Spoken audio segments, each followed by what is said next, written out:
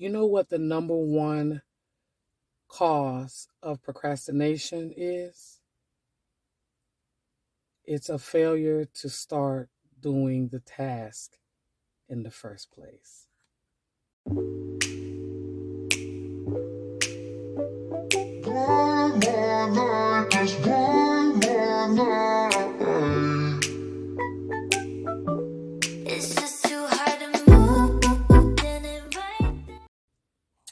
Thank you for tuning in to Coffee Life with Drea Inspirations.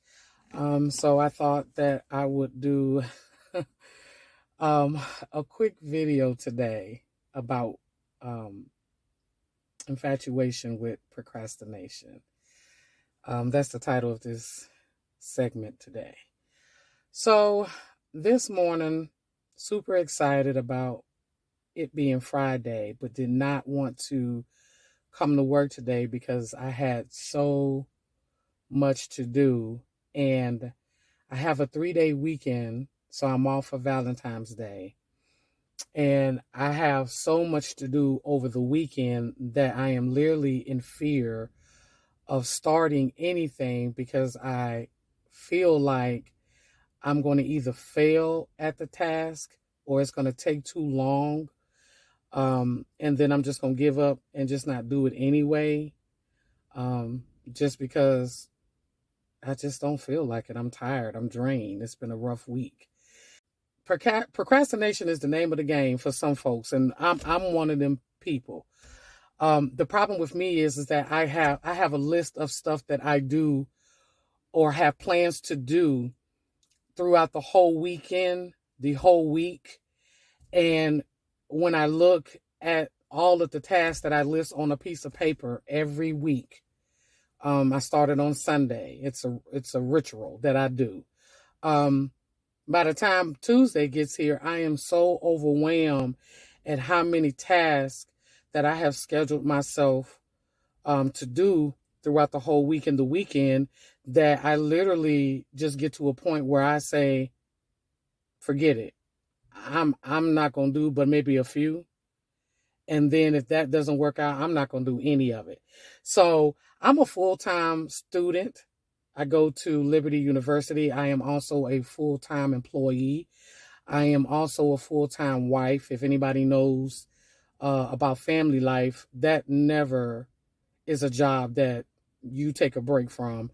You usually are working round the clock, even at your job, round the clock with your family. A lot of what I have going on, which is what most people have going on, it tends to be overwhelming. I just literally came back from lunch and I'm sitting in my car in the parking lot in front of my job, and I have probably 20 minutes left of my lunchtime to go back in there and just finish up the day, and I don't feel like it.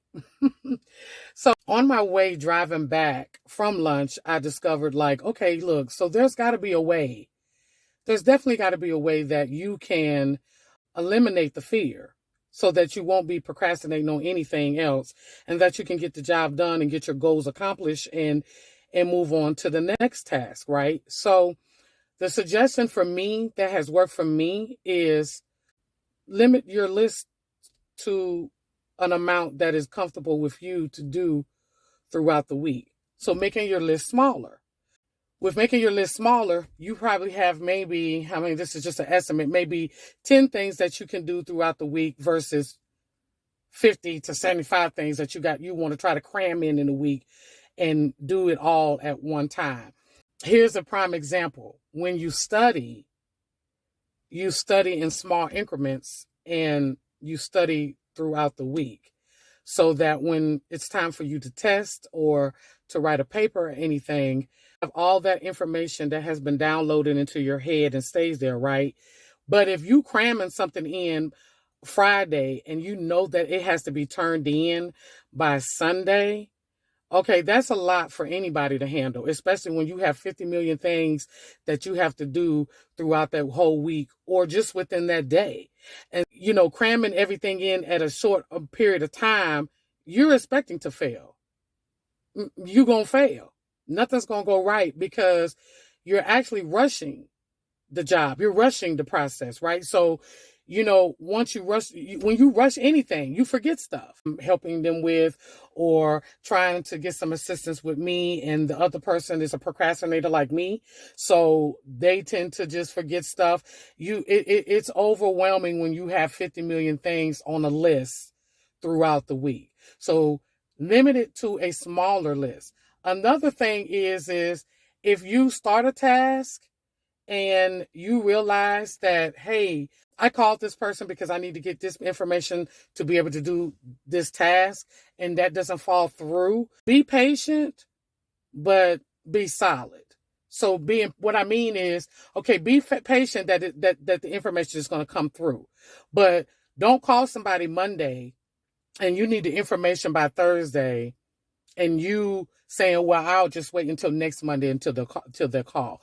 Well, at this point, the deadline is over. Now you're late doing what you need to do, turning in what you need to turn in.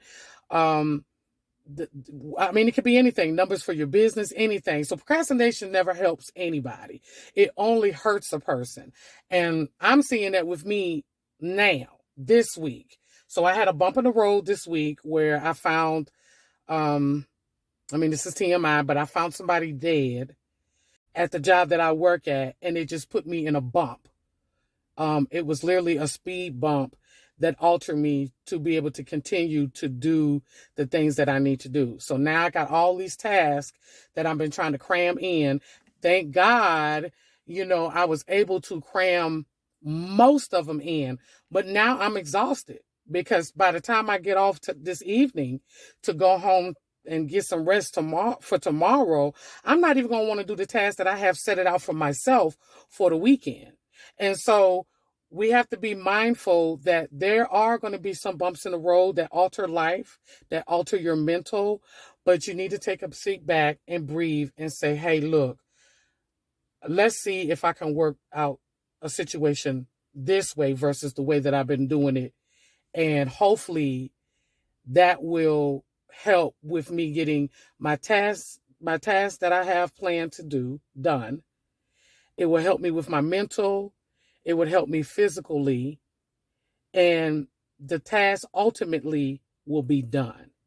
So remember, small list to make your goal a greater one by finishing what you have set out to do, whether it's for the week or the weekend. You set a goal, you made a small goal, and now you completed your task.